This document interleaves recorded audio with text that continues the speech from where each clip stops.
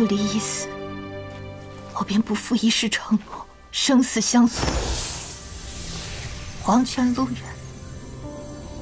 但愿我还追得上他，看得到他那颗会跳动的月牙形的心。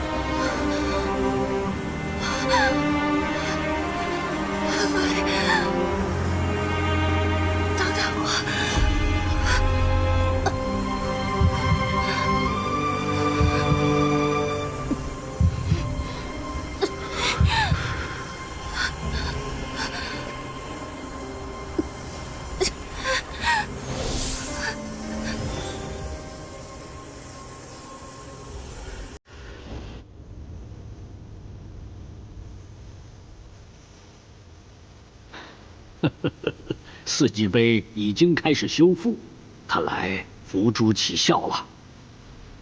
好事啊，多好事啊！这阵法不是一直由洛哥上仙在主持吗？我怎么刚刚看他回西隐山去了？这阵法能自行运转，有什么好主持的？啊，走了走了，回去收拾收拾，睡个美美的觉。